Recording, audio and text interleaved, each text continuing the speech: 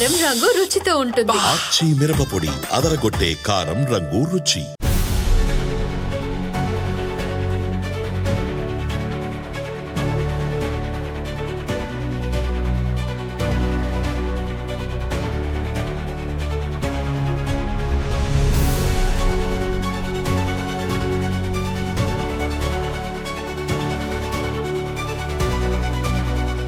Hi viewers, welcome to ఆదన్ మరొకడం. నేను మీ ప్రసాద్. సజ్జల సంకర జాతి ఎవరు, ఈ దెబ్బతో ఏం జరగబోతుంది అనేది మీరు కామెంట్ సెక్షన్లో తెలియచేయండి.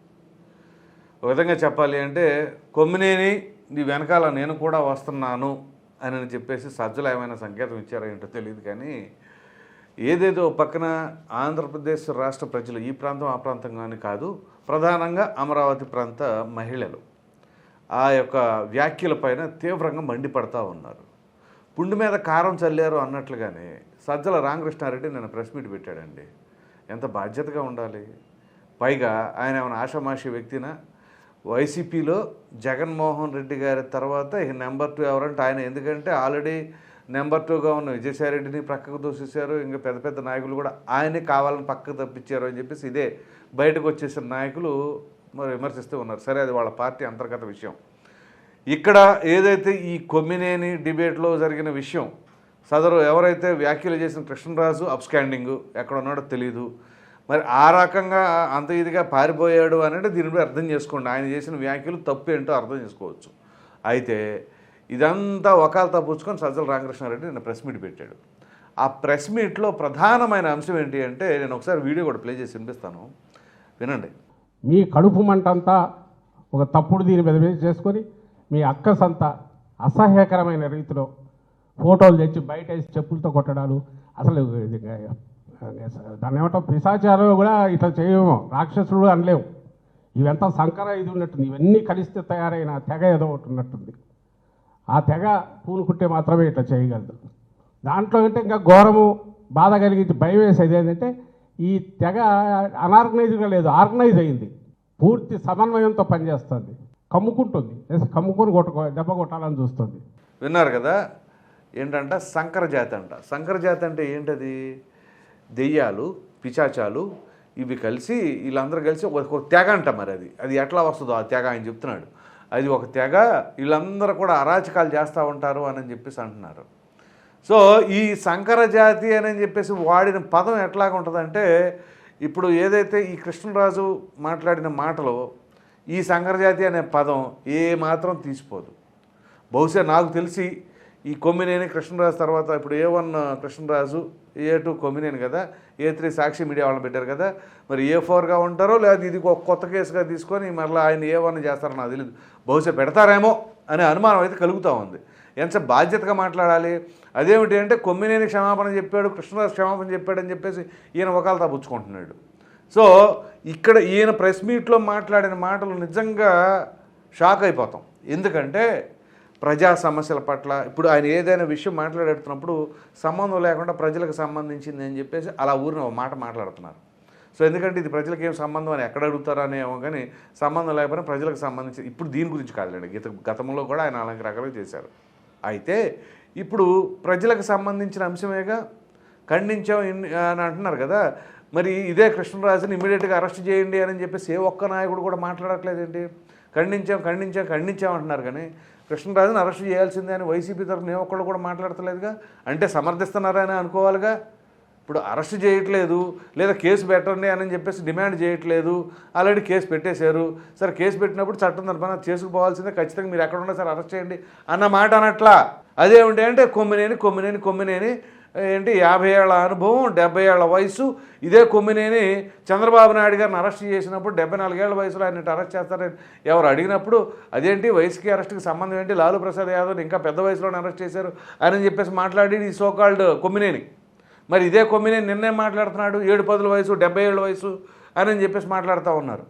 సో వయసుకి తప్పులకి సంబంధాలు ఏముండవు, వయసుకు తగినట్టుగా ఎవరు బిహేవ్ చేస్తున్నారు ఇక్కడ చంద్రబాబు నాయుడు గారి అక్రమాస్టు. ఇక్కడ మరి కొమ్మినేని చేతులారా తెచ్చుకున్నాడు.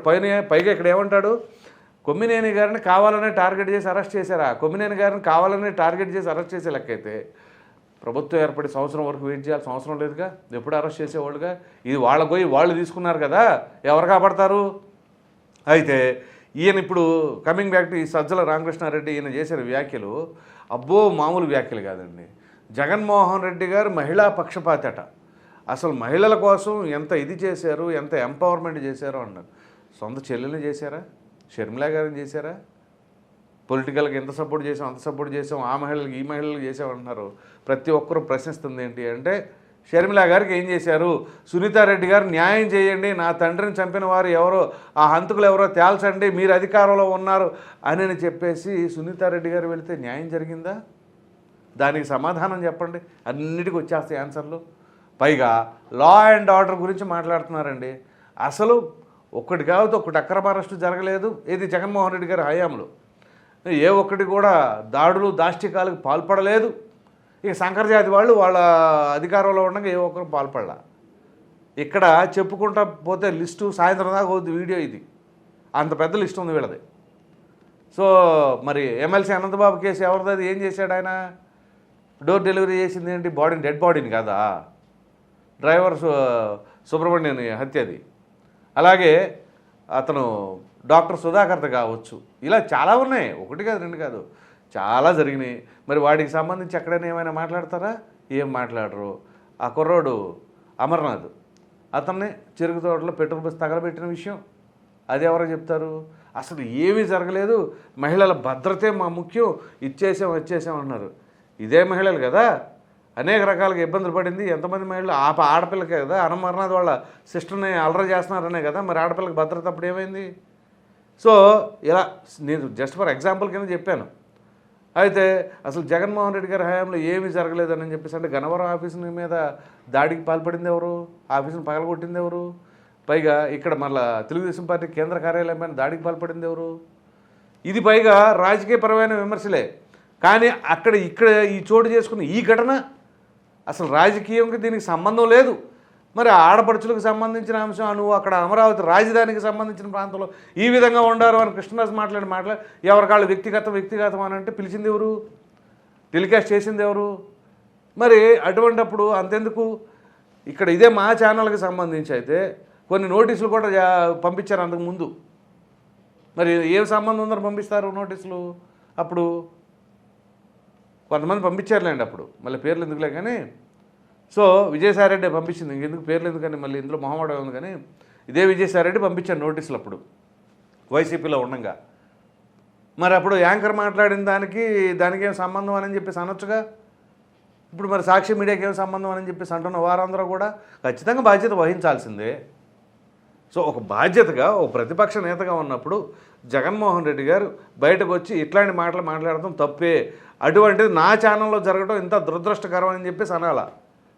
ఒక మాట లేదు, ఒక పలుకు లేదు, ఒక ఉలికి లేదు, ఏమీ లేదు.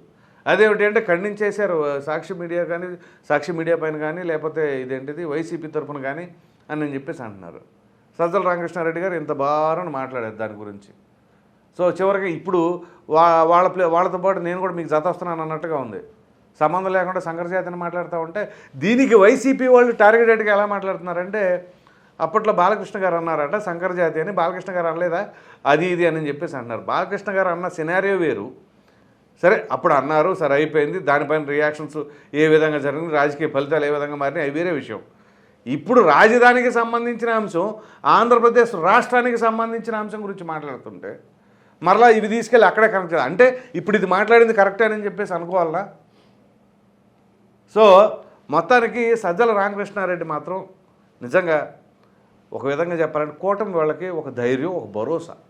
ఎందుకు అంటున్నానంటారా, ఆయన వైసీపీలు ఈ రకంగా ప్రెస్ మీట్లు పెట్టినంత కాలం కూటమికి వచ్చిన ఢోకా ఏమీ లేదు, బ్రహ్మాండంగా ఉంటుంది అని చెప్పి చాలామంది మరి దాన్ని ఎటకారం అనాలా వాస్తవం అనాలా ఏమనాలా. కానీ ఎందుకంటే ఇక్కడ సజ్జల గారు మాట్లాడుతున్న దాంట్లో ఏంటో తెలుసా, ఈ 1 ఇయర్లో అట తీవ్రమైన వ్యతిరేకతను మూట కట్టుకుందంట కూటమి.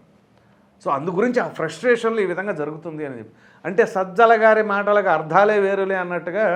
ఎందుకంటే ఆయన గతంలో అన్నాడు కదా, మా ఓటర్లే వేరులే, మాది బ్రహ్మాండం అది ఇది అని అన్నారు. ఈ ఫలితాలు ఏమైనా చూశారు కదా.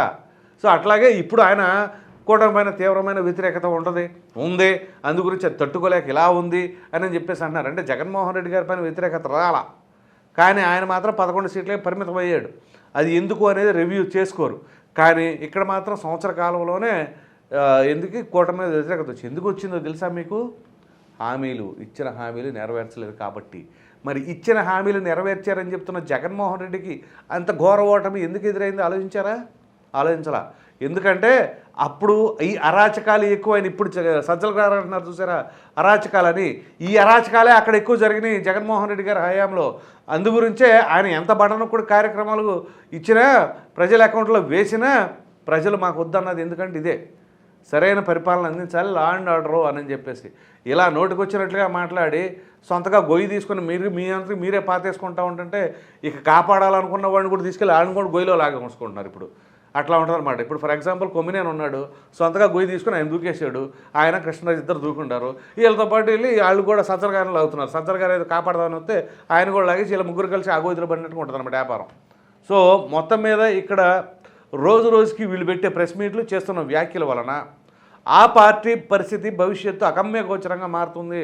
దయచేసి వైసీపీ కార్యకర్తలు కొంచెం క్షుణ్ణంగా పరిశీలించండి, మీ పార్టీని బతికించుకోండి అని చెప్పేసి కొంతమంది రాజకీయ విశ్లేషకులు సైతం అభిప్రాయపడుతూ ఉన్నారు.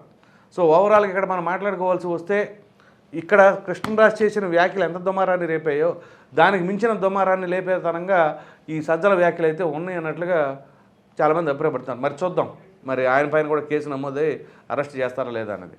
ఈ వీడియో కనుక మీకు నచ్చినట్లు లైక్ చేయండి, షేర్ చేయండి. అదేవిధంగా కొమ్మినేని మీ వెనకాల నేను కూడా వస్తున్నానని చెప్పేసి సజ్జలు అంటున్నాడా, మరి ఎవరు ఆ సంకర జాతి సజ్జలు చెప్పిన దానిపైన మీ అభిప్రాయాన్ని కామెంట్ సెక్షన్లో తప్పకుండా తెలియజేయండి. Thank you.